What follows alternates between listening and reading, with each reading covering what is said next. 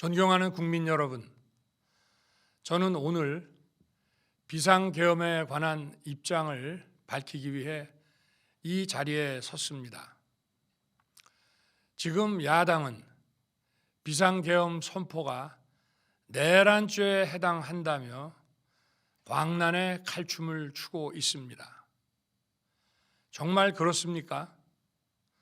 과연 지금 대한민국에서 국정마비와 국헌문란을 벌이고 있는 세력이 누구입니까? 지난 2년 반 동안 거대 야당은 국민이 뽑은 대통령을 인정하지 않고 끌어내리기 위해 퇴진과 탄핵 선동을 멈추지 않았습니다. 대선 결과를 승복하지 않은 것입니다. 대선 이후부터 현재까지 무려 178회에 달하는 대통령 퇴진 탄핵 집회가 임기 초부터 열렸습니다. 대통령의 국정 운영을 마비시키기 위해 우리 정부 출범 이후부터 지금까지 수십 명의 정부 공직자 탄핵을 추진했습니다. 탄핵된 공직자들은 아무 잘못이 없어도 소추부터 판결 선고시까지 장기간 직무가 정지됩니다. 탄핵이 발의되고 소추가 이루어지기 전 많은 공직자들이 자진 사퇴하기도 하였습니다. 탄핵 남발로 국정을 마비시켜 온 것입니다. 장관, 방통위원장 등을 비롯하여 자신들의 비위를 조사한 감사원장과 검사들을 탄핵하고 판사들을 겁박하는 지경에 이르렀습니다. 자신들의 비위를 덮기 위한 방탄 탄핵이고 공직기관과 법질서를 완전히 무너뜨리는 것입니다. 뿐만 아니라 위헌적 특검 법안을 27번이나 발의하면서 정치 선동 공세를 가해 왔습니다. 급기야는 범죄자가 스스로 자기에게 면죄부를 주는 셀프 방탄 입법까지 밀어붙이고 있습니다. 거대 야당이 지배하는 국회가 자유민주주의의 기반이 아니라 자유민주주의 헌정 질서를 파괴하는 괴물이 된 것입니다. 이것이 국정마비요, 국가 위기 상황이 아니면 무엇이란 말입니까? 이것뿐만이 아닙니다. 지금 거대 야당은 국가 안보와 사회 안전까지 위협하고 있습니다. 예를 들어 지난 6월 중국인 3명이 드론을 띄워 부산에 정박 중이던 미국 항공모함을 촬영하다 적발된 사건이 있었습니다. 이들의 스마트폰과 노트북에서는 최소 2년 이상 한국의 군사시설들을 촬영한 사진들이 발견됐습니다. 지난달 40일에는 40대 중국인이 드론으로 국정원을 촬영하다 붙잡혔습니다. 이 사람은 중국에서 입국하자마자 곧장 국정원으로 가서 이 같은 일을 벌인 것으로 확인됐습니다. 하지만 현행 법률로는 외국인의 간첩 행위를 간첩죄로 처벌할 길이 없습니다. 이러한 상황을 막기 위해 형법의 간첩죄 조항을 수정하려 하였지만 거대 야당이 완강히 가로막고 있습니다. 지난 정권 당시 국정원의 대공수사권을 박탈한 것도 모자라서 국가보안법 폐지도 시도하고 있습니다. 국가 안보를 위협하는 간첩을 잡지 말라는 것 아닙니까? 북한의 불법적인 핵무장과 미사일 위협 도발에도, GPS 교란과 오물 풍선에도, 민주노총 간첩 사건에도 거대 야당은 이에 동조할 뿐 아니라 오히려 북한 편을 들면서 이에 대응하기 위해 고군분투하는 정부를 흠집내기만 했습니다. 북한의 불법 핵 개발에 따른 UN 대북 제재도 먼저 풀어야 한다고 주장합니다. 도대체 어느 나라 정당이고 어느 나라 국회인지 알 수가 없습니다. 검찰과 경찰의 내년도 특경비, 특활비 예산은 아예 0원으로 깎았습니다. 금융 사기 사건, 사회적 약자 대상 범죄, 마약 수사 등 민생 침해 사건 수사, 그리고 대공 수사에 쓰이는 기묘한 예산입니다. 마약, 딥페이크 범죄 대응 예산까지도 대폭 삭감했습니다. 자신들을 향한 수사 방해를 넘어 마약 수사, 조폭 수사와 같은 민생 사범 수사까지 가로막는 것입니다. 대한민국을 간첩 천국, 마약 소굴, 조폭 나라로 만들겠다는 것 아닙니까? 이런 사람들이야말로 나라를 망치려는 반국가 세력 아닙니까? 그래놓고 자신들의 특권을 유지하기 위한 국회 예산은 오히려 늘렸습니다. 경제도 위기 비상 상황입니다. 거대 야당은 대한민국의 성장 동력까지 꺼뜨리려고 하고 있습니다. 민주당이 삭감한 내년 예산 내역을 보면 잘 알 수 있습니다. 원전 생태계 지원 예산을 삭감하고 체코 원전 수출 지원 예산은 무려 90%를 깎아버렸습니다. 차세대 원전 개발 관련 예산은 거의 전액을 삭감했습니다. 기초과학연구, 양자, 반도체, 바이오 등 미래 성장 동력 예산도 대폭 삭감했습니다. 동해가스전 시추 예산, 이른바 대왕고래 사업 예산도 사실상 전액 삭감했습니다. 청년 일자리 지원 사업, 취약계층 아동 자산 형성 지원 사업, 아이들 돌봄 수당까지 손을 댔습니다. 산업 생태계 조성을 위한 혁신 성장 펀드, 강소기업 육성 예산도 삭감했습니다.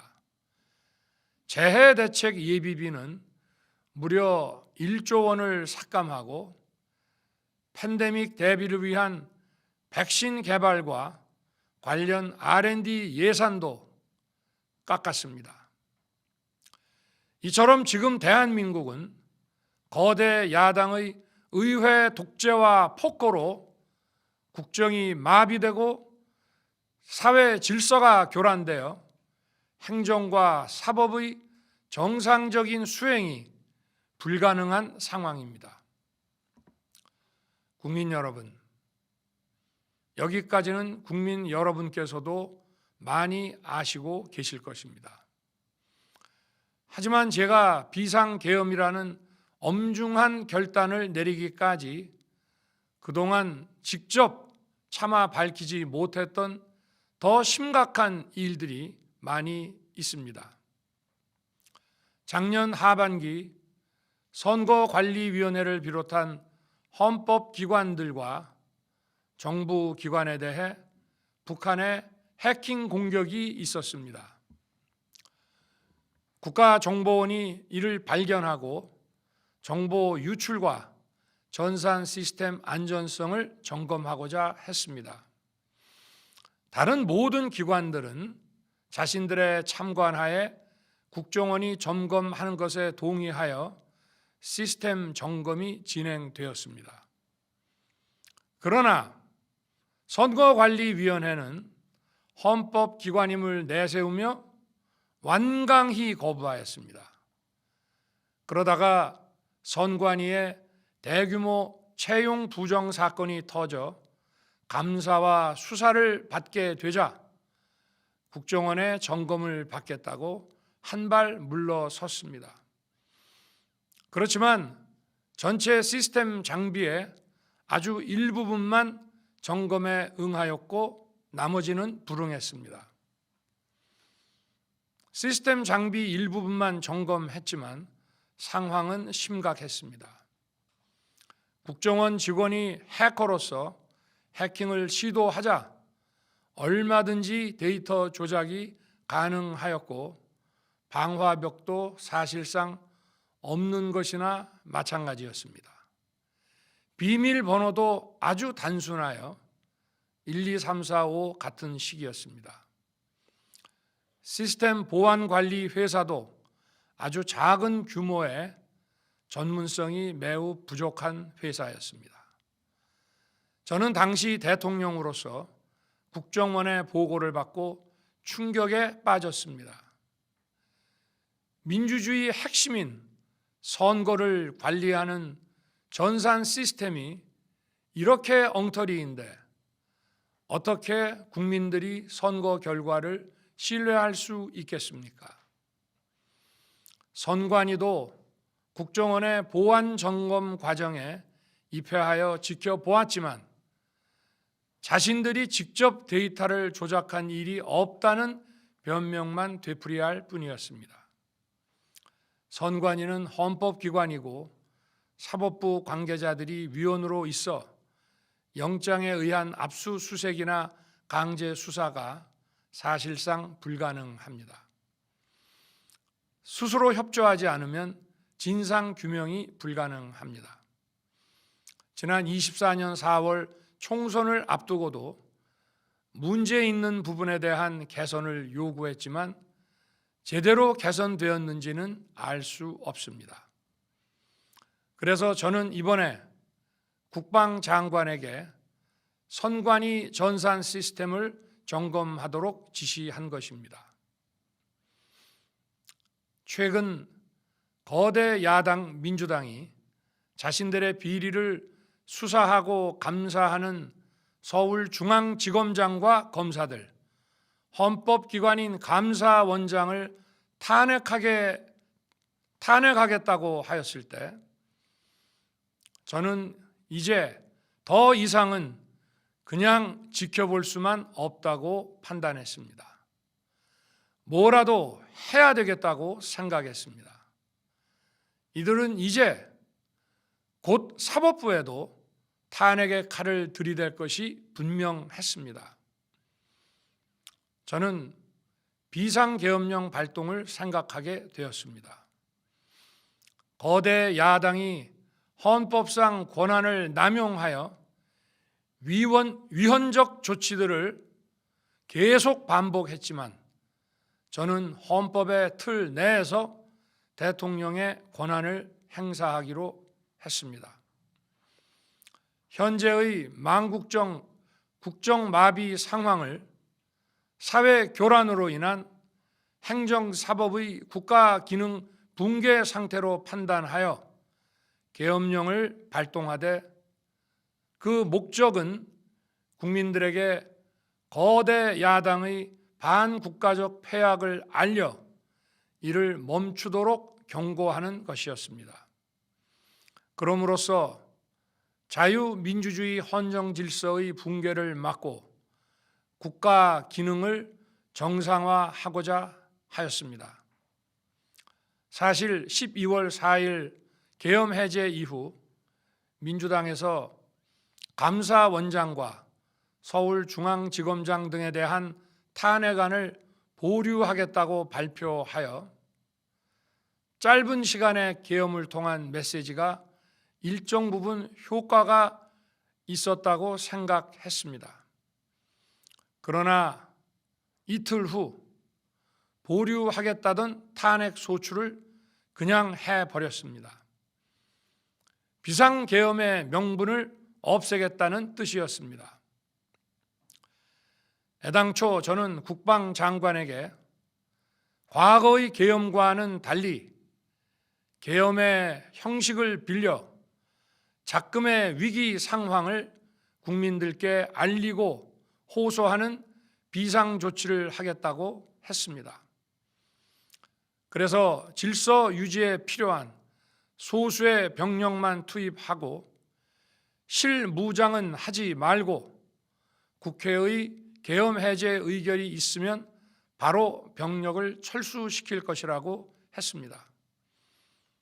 실제로 국회의 계엄 해제 의결이 있자 국방부 청사에 있던 국방장관을 제 사무실로 오게 하여 즉각적인 병력 철수를 지시하였습니다. 제가 대통령으로서 발령한 이번 비상조치는 대한민국의 헌정 질서와 국헌을 망가뜨리려는 것이 아니라 국민들에게 망국의 위기 상황을 알려드려 헌정 질서와 국헌을 지키고 회복하기 위한 것입니다. 소규모이지만 병력을 국회에 투입한 이유도 거대 야당의 망국적 행태를 상징적으로 알리고 계엄 선포 방송을 본 국회 관계자와 시민들이 대거 몰릴 것을 대비하여 질서 유지를 하기 위한 것이지 국회를 해산시키거나 기능을 마비시키려는 것이 아님은 자명합니다. 300명 미만의 실무장하지 않은 병력으로 그 넓디 넓은 국회 공간을 상당 기간 장악할 수 없는 것입니다. 과거와 같은 계엄을 하려면 수만 명의 병력이 필요하고 광범위한 사전 논의와 준비가 필요하지만 저는 국방장관에게 계엄령 발령 담화 방송으로 국민들께 알린 이후에 병력을 이동시키라고 지시했습니다. 그래서 10시 30분 담화 방송을 하고 병력 투입도 11시 30분에서 12시 조금 넘어서 이루어졌으며 1시 조금 넘어 국회의 계엄 해제 결의가 있자 즉각 군 철수를 지시하였습니다. 결국 병력이 투입된 시간은 한두 시간 정도에 불과합니다. 만일 국회 기능을 마비시키려 했다면 평일이 아닌 주말을 기해서 계엄을 발동했을 것입니다. 국회 건물에 대한 단전 단수 조치부터 취했을 것이고 방송 송출도 제한했을 것입니다. 그러나 그 어느 것도 하지 않았습니다. 국회에서 정상적으로 심의가 이루어졌고 방송을 통해 온 국민이 국회 상황을 지켜보았습니다. 자유민주 헌정 질서를 회복하고 수호하기 위해 국민들께 망국적 상황을 호소하는 불가피한 비상조치를 했지만 사상자가 발생하지 않도록 안전사고 방지에 만전을 기하도록 하였고 사병이 아닌 부사관 이상 정예 병력만 이동시키도록 한 것입니다. 저는 이번 비상계엄을 준비하면서 오로지 국방장관하고만 논의하였고 대통령실과 내각 일부 인사에게 선포 직전 국무회의에서 알렸습니다. 각자의 담당 업무 관점에서 우려되는 반대 의견 개진도 많았습니다. 저는 국정 전반을 보는 대통령의 입장에서 현 상황에서 이런 조치가 불가피하다고 설명했습니다. 군 관계자들은 모두 대통령의 비상계엄 발표 이후 병력 이동 지시를 따른 것이니만큼 이들에게는 전혀 잘못이 없습니다. 그리고 분명히 말씀드리지만 저는 국회 관계자의 국회 출입을 막지 않도록 하였고, 그래서 국회의원과 엄청나게 많은 인파가 국회 마당과 본관, 본회의장으로 들어갔고 계엄해제 안건 심의도 진행된 것입니다. 그런데도 어떻게든 내란죄를 만들어 대통령을 끌어내리기 위해 수많은 허위 선동을 만들어내고 있습니다. 도대체 2시간짜리 내란이라는 것이 있습니까? 질서 유지를 위해 소수의 병력을 잠시 투입한 것이 폭동이란 말입니까? 거대 야당이 거짓 선동으로 탄핵을 서두르는 이유가 무엇이겠습니까? 단 하나입니다.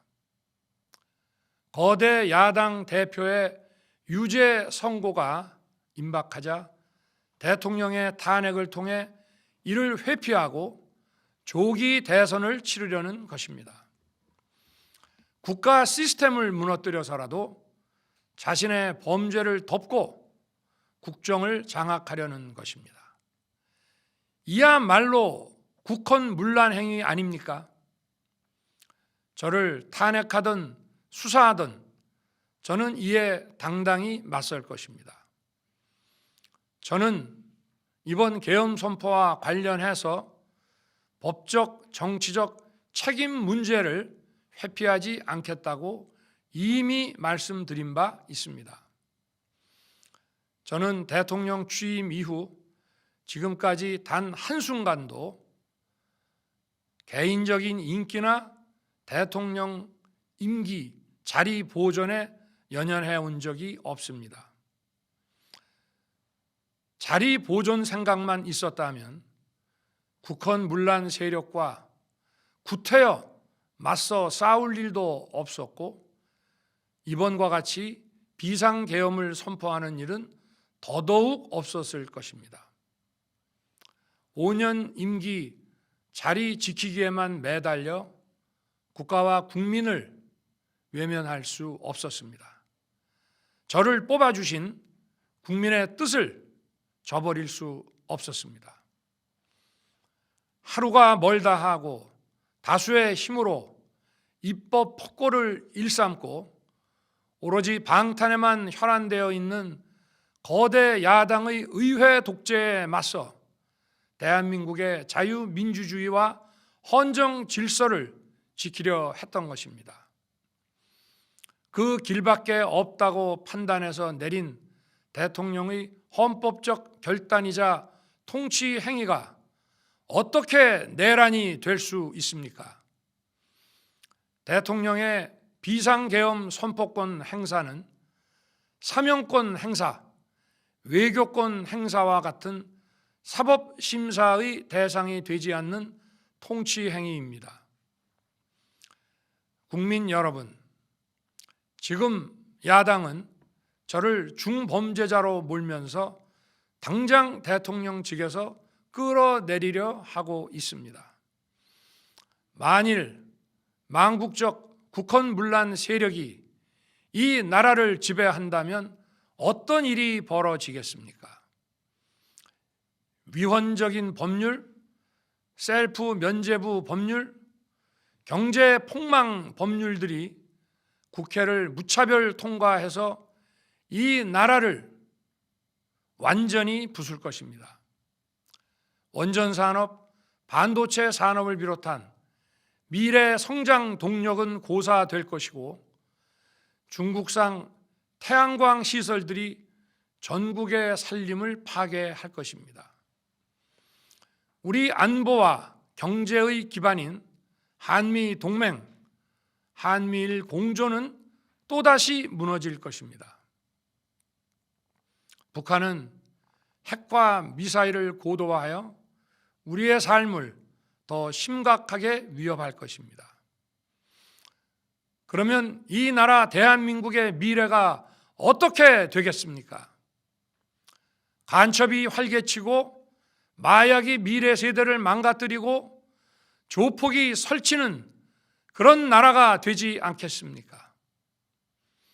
지금껏 국정 마비와 국헌 문란을 주도한 세력과 범죄자 집단이 국정을 장악하고 대한민국의 미래를 위협하는 일만큼은 어떤 일이 있어도 막아야 합니다. 저는 끝까지 싸울 것입니다.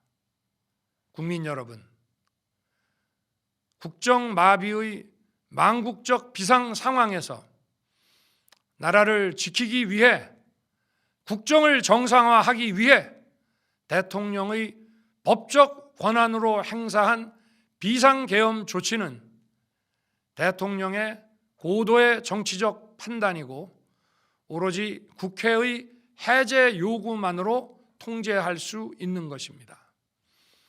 이것이 사법부의 판례와 헌법학계의 다수 의견임을 많은 분들이 알고 있습니다. 저는 국회 해제 요구를 즉각 수용했습니다.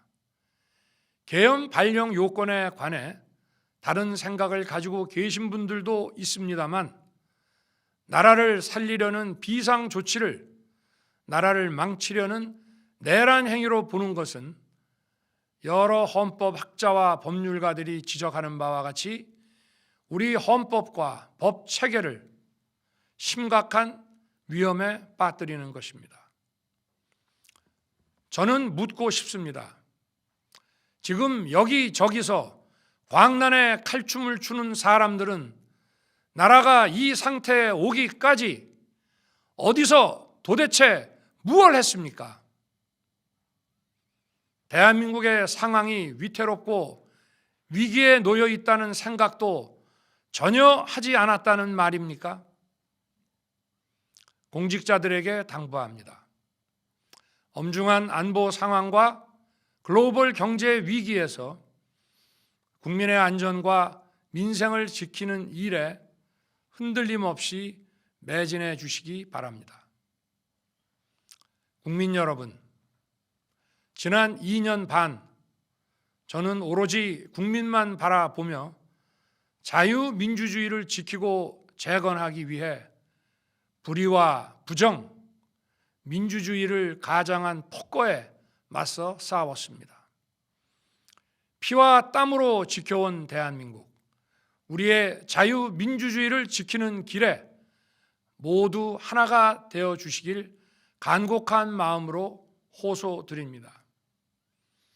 저는 마지막 순간까지 국민 여러분과 함께 싸우겠습니다.